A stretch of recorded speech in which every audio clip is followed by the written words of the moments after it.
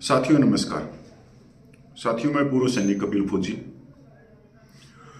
साथियों, कुछ हमारे सम्मानित बुद्धिजीवी, पूर्व सैनिक, ऑनरेडी कैप्टन, सबका सैनिक संघर्ष कमेटी के ऊपर उंगली उठा रहे हैं। मैं उनको कहना चाहता हूं कि धूल कितनी भी आसमान तक उठ जाए पर वो आसमान को नहीं ढक सकती। आज जो साथी कह रहे हैं कि सबका कमेटी ने अनगिनत आंदोलन करे हैं 2008 से लेकर 2024 तक, उनसे क्या फायदा होया?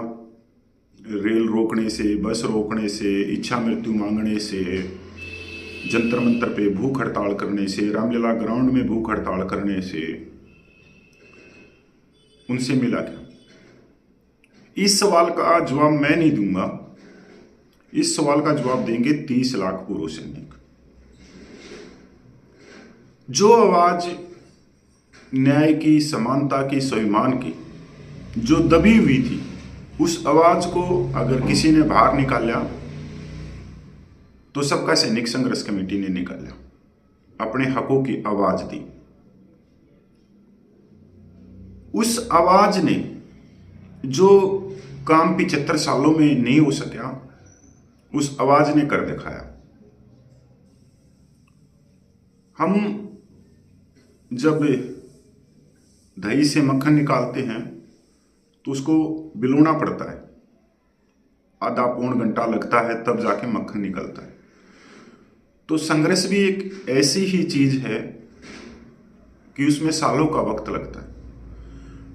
पर मैं उन साथियों को बताना चाहता हूं कि अगर आज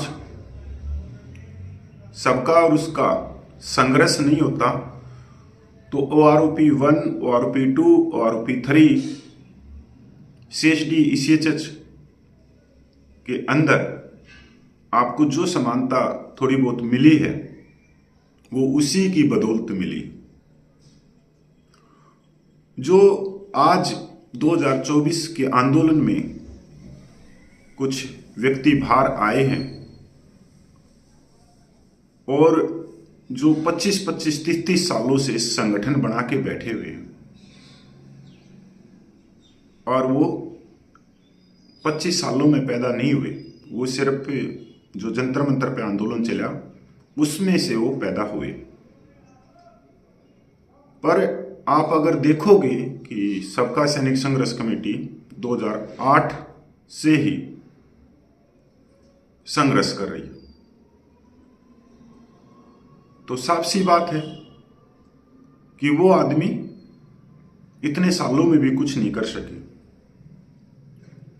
और वो कमेटी के अंदर ही संघर्ष एक शब्द उसमें है, वो उस समय से संघर्ष कर रही। 2015 में जब OROP का धरना प्रदर्शन चल रहा था दिल्ली जंतर मंतर पे, और उस धरने में मन से बार बार भाषण दिया जा रहा था कि अगर OROP मिलेगी तो जवानों को मिलेगी, फिर सैनिक विधवा माता बहनों को मिलेगी। तो मेरे पास में उस समय का लेटर भी है और ये भी है, टेबल भी है। उस समय जो जवानों, सिपाही से हवलदार की जो टेबल निकली, उसके अंदर जो बेनिफिट था वो 250 रुपये से लेके 550 रुपये का था, सिर्फ 550 का। ये मेडिकल रिपोर्ट है डॉक्टर राम मनोहर लोहिया अस्पताल की। तब एक तरण ताण से एक छोटी सी कमेटी दिल्ली जंतर मंतर पे जाके बैठती है और 13 दिन भूख हड़ताल पे बैठी रहती है। प्रशासन उनको जबरदस्ती वहां से गिरफ्तार करके अस्पताल लेके जाता है। तब ये दूसरी टेबल जारी होती है इस भूख हड़ताल की वजह से, जिसमें जवानों को 1900 रुपये से ज्यादा का फायदा होता है। दूसरी वो आरोपी को मेजर जनरल सुप्रीम कोर्ट में ले गए थे, जिसके कारण ज्यादा फायदा नहीं मिल सके। तीसरी वो आरोपी में 1 साल दिल्ली जंतर मंतर पे धरना प्रदर्शन चला और सिविल ब्यूरोक्रेसी दबाव में भी रही, सरकार भी दबाव में रही, पर उस हद तक दबाव में नहीं रही जो होनी चाहिए थी। फिर भी आप देखोगे तो सिपाही से हवलदार की जो बढ़ोतरी है वो आरोपी 3 में वो 1400 रुपये से 2400 रुपये से ज्यादा है। जिसकी नौकरी 19 साल से 24 साल है उनको ज्यादा बेनिफिट। इसके अलावा रेल रोको, राष्ट्रपति से इच्छा मृत्यु की मांग हो, टंकियों पे चढ़ के आत्महत्या की कोशिश हो, 2 भूख हड़ताल हो, 27-28 आंदोलन, सद्भावना बस जो पाकिस्तान में जाती है उसको रोकने की बात हो, प्रशासन के डंडे खाने की बात हो, कभी भी सबका सैनिक संघर्ष कमेटी ने पीठ नहीं दिखाई। उसने हमेशा पूर्व सैनिकों के हित में, सम्मान में अपने आप को आगे रखा। और एक इकलौती ऐसी कमेटी है जो कभी पैसों के लिए नहीं भागी, जिसका कोई अकाउंट नंबर नहीं है सार्वजनिक तौर पे। जब भी आंदोलन करा वहीं पर कुछ दान आया और उससे आंदोलन चलाया। नहीं तो पहली कमेटी ऐसी है जो अपने साजो सामान अपने तरण ताण से ही लेके आती हैं। उसी कमेटी के जो सदस्य हैं वो अपने आप कंट्रीब्यूशन करते हैं। एक सदस्य कोई 10,000 का, कोई 20,000 का, कोई 25,000 का, और थोड़े से पैसों से वो आंदोलन की रूपरेखा बनाते हैं। आज के तौर पे आप हजारों कमेटियां हैं, अकाउंट नंबर उनके घोषित हैं, आए दिन पैसों की मांग करती हैं और करना कुछ है नहीं। मैं उन बुद्धिजीव, उन ध्यानचंद, ज्ञानचंदों को मैं कहना चाहता हूं कि अगर सबका कमेटी नहीं होती तो CHD ECHS के भ्रष्टाचारों की पोल नहीं खुलती। अगर अमृतसर की बात करें तो 2020 में 27, जिसमें से 21 डॉक्टरों पे FIR दर्ज हुई थी। 14 मीटिंगें माननीय रक्षा मंत्रियों के साथ में की गई, आंखों में आंख मिला के अपने हकों की बात की गई। लोकसभा, राज्यसभा में 57% सबका कमेटी से की तरफ से पूछे गए। पूरे भारतवर्ष में एक ही इकलौती कमेटी होगी जो गूगल के ऊपर, मैं नहीं कह रहा, गूगल के ऊपर आप सिर्फ सबका सैनिक संघर्ष कमेटी लिख देना और उसके बाद में आप वहां पे जो देखोगे बड़े बड़े आर्टिकल, हजारों लाखों की तादाद में फोटो हैं, पुलिस किस तरह से पीट भी रही है, सिर में डंडे भी लग रहे हैं, खून भी निकल रहा है, मतलब वो हर चीज। मैं कोई सबका सैनिक संघर्ष कमेटी पे जो उंगली उठा रहे हैं उनसे हम घबराने वाले नहीं। वो जब उंगली उठाते तो हमारे को भी उनका जवाब देने का एक मौका मिलता है, सबका सैनिक संघर्ष कमेटी के बारे में बताने का मौका मिलता है, क्योंकि आज भी लाखों पूर्व सैनिक उस के बारे में नहीं जानते। मैं सिर्फ हाँ, एक चीज और भी रह गई। सबका सैनिक संघर्ष कमेटी 2008 से सभी संगठनों को समानता देते हुए एक मंच पर लाने का काम कर रही हमेशा, और उनका सम्मान भी करती। पर सबका सैनिक संघर्ष कमेटी ने इसका नुकसान ही हुआ है आज तक। अगर 2015 में जो जंतर मंतर पे भूख हड़ताल करी गई 13 दिन की, उसमें 2 संस्थाओं ने उसको धोखा दे दिया, वो सरकार की गोद में जाके बैठ गई। 2015 की बात कर रहा हूं। एक एडवोकेटों की संस्था थी, एक आवाज नाम की संस्था थी। उसके बाद में बहुत सारी और संस्थाओं को लेके आया गया। तो ऐसा नहीं कि सबका सैनिक संघर्ष कमेटी को इस पिछले 16 सालों में संघर्ष का सामना ना करना पड़ा, नहीं, इसको तोड़ने के लिए एक मेजर जनरल ने पंजाब के अंदर एक संयुक्त मोर्चा बना दिया जवान जेएसयू का कि इनको कमजोर किया जाए। फिर भी सबका कमेटी अपनी धुन में चलती रही। 2024 में सभी को सम्मान देते हुए एक मोर्चे का गठन किया गया, और जबकि सबका कमेटी की तरफ से इसमें उसका कोई सदस्य प्रधान नहीं बनाया, हम राजस्थान से लेके आए और उनको एक बड़े लेवल का सम्मान दिया गया, बहुत बड़े लेवल का, कि 25 सालों से वो एक संस्था के अंदर पदाधिकारी थे, उसके अध्यक्ष थे, उन्होंने 25 सालों में कभी आवाज नहीं उठाई। अब वो भी सरकार की गोद में जाके बैठ गए और धरने को पूरा तोड़ने का प्रयास किया गया 2024 का। उसके स्पोक्स पर्सन एक विशेष राजनीतिक पार्टी के मंच पे जाके टोपी पहनने लग गए, पगड़ी पहनने लग गए, और जो 13 लाख रुपये आए थे उसको भी लेके चले गए कि जब इनके पास में पैसा नहीं रहेगा तो यह आंदोलन कैसे चलेगा। यही आपको देखना चाहिए कि सबका कमेटी कभी पैसों के पीछे नहीं भागती। फिर भी वो आंदोलन 7 महीने और चला, जबकि उस समय जब वो 13 लाख रुपये लेके गए तो उसके पास में कुछ नहीं था, फिर भी 7 महीने निकाले। तो ये एक संघर्ष है, इस संघर्ष में ये सारी चीजें आएंगी और इनसे होके गुजरना। मोहन रंगन तमिलनाडु ने बहुत जबरदस्त बात कही है, मेरी वीडियो के बाद में उनका वीडियो शुरू होगा। मोहन रंगन साहब सबका कमेटी के सदस्य नहीं है, पर सबका सैनिक संघर्ष कमेटी को संघर्ष को उन्होंने बहुत बारीकी से देखा। 2015 में वो मोहन रंगन साहब मेजर जनरल के साथ में थे, उसके बाद में वो सबका सैनिक संघर्ष कमेटी से उनकी जो कमेटी है जोवा तमिलनाडु से वो जुड़ी है।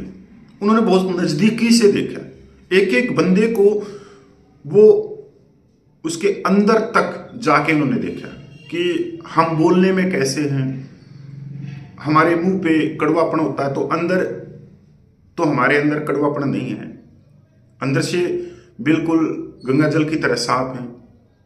उन्होंने ये भी देखा कि हम कितने पैसों के पीछे भागने वाले व्यक्ति हैं, क्योंकि आज तक सबका कमेटी के किसी ओहदेदार पर 1 रुपये का भी आरोप नहीं लगा, ना ही उनका अकाउंट नंबर आज तक सार्वजनिक जगह पे। और आज तक के 30 लाख पूर्व सैनिकों में से खड़ा होकर कोई भी एक भी भाई ये नहीं कह सकता कि मैंने कपिल फौजी या नायक हरपाल या नलिन तलवार के अकाउंट में 1 रुपया डाला। तो ये अगर हम वाकई में सबका कमेटी का सम्मान करते हैं तो हमने सबका सैनिक संघर्ष कमेटी ने पिछले 8 महीने से कह रही है कि कोई भी संस्था, चाहे वो तहसील लेवल की हो चाहे जिले लेवल की हो, वो जंतर मंतर या दिल्ली में आंदोलन करने की घोषणा करो, सबका कमेटी उसके साथ में बगैर शर्त के। इससे बड़ी और क्या बात होगी। हम ये तो नहीं कह रहे ना कोई हमारे साथ में आओ, हम तो ये कह रहे हैं कि आप लोग करो। अब हमने तो कर लिए, 16 साल हो गए, पता नहीं हम अच्छा कर पाए बुरा कर पाए, ये तो आने वाला इतिहास ही बताएगा। आज हमारे कहने से नहीं होगा, आने वाली जो पीढ़ियां हैं वो विश्लेषण करेंगी कि हम कितने सक्सेस हुए। तो ये चीजें इतिहास पे छोड़ देते हैं। अब कोई दूसरी कमेटी जो बेहतर कर सकती है वो आए और कुछ अच्छा करके दिखाएं। अब मेरे बाद में मोहन रंगन का वीडियो पक्का आप देखना, बहुत ही जबरदस्त उन्होंने बात कर रखी है। जय हिंद दोस्तों, मैं एयर वेटरन कॉर्पोरल मोहन रंगन चेन्नई से। दोस्तों, कुछ दिन से हम किसी के बारे में वीडियो नहीं डालते हैं, लेकिन हर चीज का एक लिमिट होता है। मैं किसी व्हाट्सएप में भी नहीं हूँ, किसी के साथ आजकल मेरा कोई बात ही नहीं चलता है, इसलिए मैं बात नहीं कर रहा हूँ। क्योंकि जिन लोगों को मैंने सोचा कि ये थोड़ा बहुत जेंटलमैन होगा, सबसे सबसे घटिया इंसान वही निकलते हैं। जित इसके लिए तो बहुत सारे मतलब मैं उदाहरण दे सकता हूँ। अभी एक जैसलमेर से है ना, एक यूट्यूबर है, मैं उन्हीं के बारे में बात करना चाहता हूँ। लेकिन मैंने जो हेडिंग दिया, वन रैंक वन पेंशन, स्पर्श, एकता, आत्मसम्मान, संगठन और अवेयरनेस, इसका और जो सब्जेक्ट मैं बात कर रहा हूँ इसका क्या कनेक्शन है? क्योंकि मैं जो भी वीडियो डालता हूँ उस सब्जेक्ट के बारे में डालता हूँ जो मैं बात करना चाहता हूँ।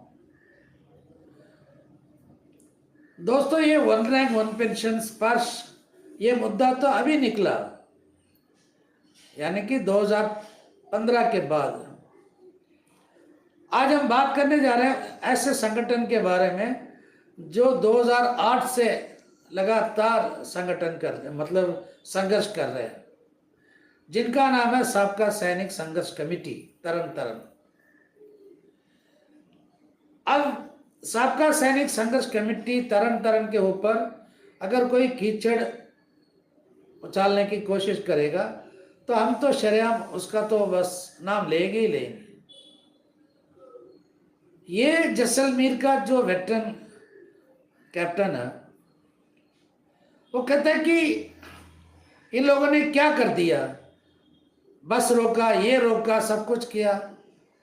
क्योंकि ये जो कैप्टन है ना, 2008 में ये सर्विस में था, जिसको 2015 में क्या हुआ इसके बारे में कोई ज्ञान नहीं है, जिसको 2023 में क्या हुआ कोई ज्ञान नहीं है। ये मतलब जमीन से निकला था 2024 के बाद। ऐसे ऐसे जो, अगर मैं उसको नालायक बताऊं या घटिया इंसान नहीं बताऊं तो क्या बताऊं? दोस्तों, 2008 से लेके जो सबका सैनिक संघर्ष कमेटी जो संघर्ष कर रहा था, वो आत्मसम्मान यानी कि सेल्फ रेस्पेक्ट के लिए जो कर रहे थे, वो तो इनके पास तो है ही नहीं। इनके पास तो कोई आत्मसम्मान का कोई नाम ही नहीं है। चाटुकार है, सबके सब चाटुकार है अभी जो बात कर रहे हैं। और वो संघर्ष कर रहे थे ईसीएचएस में जो घोटाला हो रहा था उसके खिलाफ, और उन्हीं की वजह से ईसीएचएस का बहुत सारे जो बदलाव हुआ वहाँ पे अमृतसर में, और लोगों को थोड़ा अच्छा दवाई मिलने लगा। ये उनका जो है सक्सेसफुल स्टोरी का मैं बता रहा हूँ। ये वो सबका सैनिक संघर्ष कमेटी है जो जिसने बस रोका था, वो इसलिए रोका था कि हमारे साथ जो अन्याय हो रहा था, लोगों को बताने के लिए, लोगों को जागरूक करने के लिए इन्होंने बहुत सारी चीज किया। जिसको सबका सैनिक संघर्ष कमेटी का जो पुराना हिस्ट्री नहीं मालूम है, उनको सबका सैनिक संघर्ष कमेटी के बारे में बात करने का कोई हक नहीं बनता। अब ये आत्मसम्मान, सेल्फ प्रेस्टीज, सेल्फ रेस्पेक्ट, ये तो इनके पास है ही नहीं। ये तो गिरवी रख दिया ना। एकता के लिए अगर सबका सैनिक संघर्ष कमेटी शुरू से अगर कर दिया होता ना, अब तक तो बहुत सारा चीज हो जाता। लेकिन हरपाल सिंह ऐसे इंसान है, उसने हर एक को पहचान लिया था, इसलिए उसने अपना एक लिमिट रखा था तरन तारण के अंदर, क्योंकि उसको मालूम है कि सब ज्ञानचंद ध्यानचंद बनने वाले लोग हैं। जो चीज वो कंट्रोल कर सकता वहां तक वो सीमित रखा। दोस्तों, ये संगठन जो है ना, सबका सैनिक संघर्ष कमेटी संगठन को विस्तार नहीं किया था। अगर विस्तार कर दिया होता ना, आज ये जो लोग बात कर रहे हैं ना, ये कभी होता ही नहीं है। चलो ठीक है, 2008 से हमारे सबका सैनिक संघर्ष कमेटी जो कर रहा है 16 साल में, अब एक सूबेदार है 25 साल से संगठन चला रहा। कभी ये जैसलमेर वाले ने कभी ये पूछा 25 साल में आपने क्या किया करके? एक नहीं, 3 संगठन में था वो, ये सूबेदार। जैसलमेर वाले ने कभी उनसे तो बात ही नहीं किया, उनके बारे में कभी बात नहीं करता, क्योंकि ये उसका गुलाम है, क्योंकि उसी ने इसको जो है ना पद दिया है राजस्थान का कोऑर्डिनेटर। अभी पता नहीं कि ये राजस्थान का कोऑर्डिनेटर है या नहीं है, क्योंकि इसको तो निकाल दिया था बीच में। लेकिन इसको तो हिम्मत नहीं आ रहा ना उससे पूछने की, 25 साल में तुम कर क्या रहे थे। लेकिन साबका सैनिक संघर्ष कमेटी ने जो कुछ किया, सीएसडी में जो भी घोटाला था, वो सामने लेके आने वाला कौन था? साबका सैनिक संघर्ष कमेटी। ईसीएचएस का घोटाला कौन सामने लेके आया दुनिया के सामने? साबका सैनिक संघर्ष कमेटी। ओआरओपी 1 में जब प्रॉब्लम आया था, भूख हड़ताल करके उसको थोड़ा बहुत सुधारने वाला कौन था? साबका सैनिक संघर्ष कमेटी। और उसी साबका सैनिक संघर्ष कमेटी के ऊपर कीचड़ उछालने के लिए अभी कोशिश हो रहा है। जितना मर्जी करो, सूरज की जो रोशनी होता है ना, उसको आप कभी छुपा नहीं सकते हो, छुपा नहीं सकते हो। हरपाल सिंह ना कोई मेरा चाचा ताऊ या मेरा बेटा नहीं लगता, या साबका सैनिक संघर्ष कमेटी का मैं मेंबर नहीं हूं, लेकिन एक संगठन चलाना, एक आंदोलन चलाना और एक ऐसे मतलब चीज सामने लेके आना, कितना प्रॉब्लम है उसमें, कितना मतलब त्याग करना पड़ता, ये सारी चीज मैं जानता हूं। इनको क्या मालूम है? जैसलमेर में कुत्ता तक नहीं पूछता इस आदमी को। अगर इस आदमी को अगर कोई पूछता है तो इसके पास एक संगठन होना चाहिए। कोई संगठन नहीं है, कोई कुछ नहीं है, किसी संगठन में मेंबर नहीं है। और 2024 मार्च के बाद जैसे इनको कोऑर्डिनेटर का पद मिला, बस फड़फड़ाने लगा। दोस्तों, कल जो वीडियो मेरे को किसी ने जो भेजा था, उसको देखते ही है ना मेरा तो खून गर्म हो गया।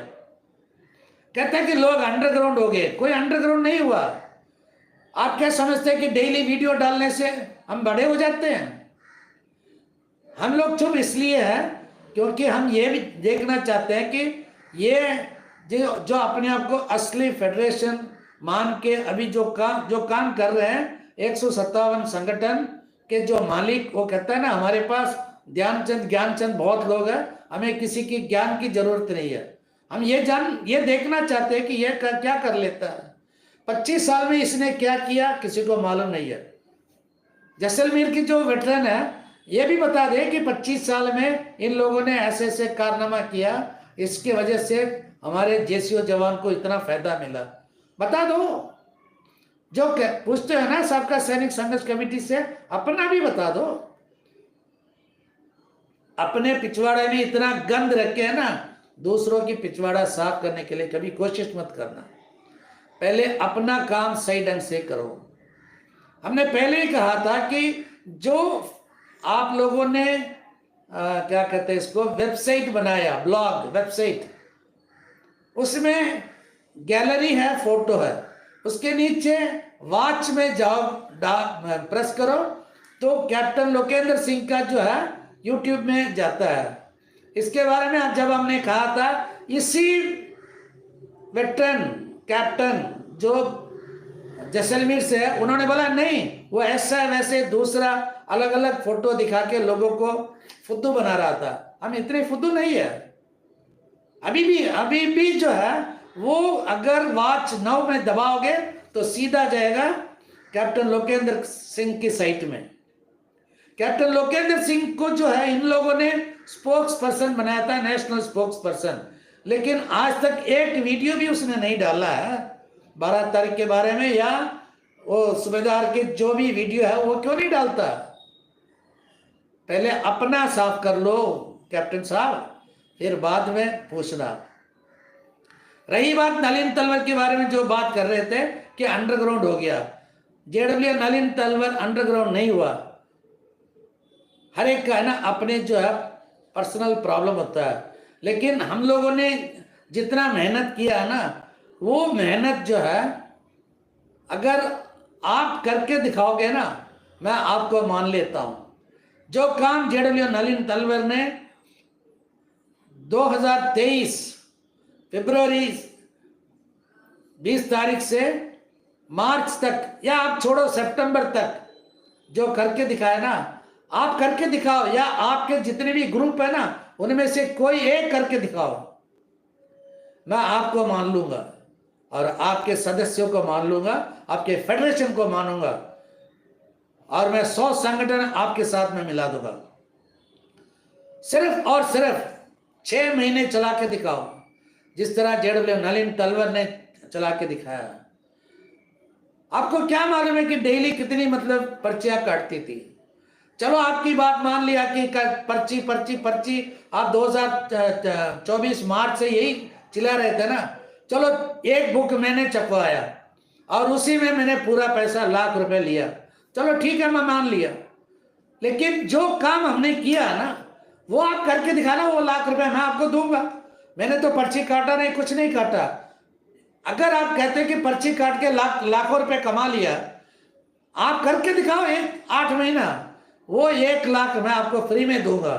जिस तरह हमारे जनकराज, गोपाल कृष्णन, विजय, हमारे जो रमेश, हमारे जसवीर सिंह, इन लोगों ने जो किया ना वहां पे काम, उस तरह आप 5-6 महीने करके दिखाओ।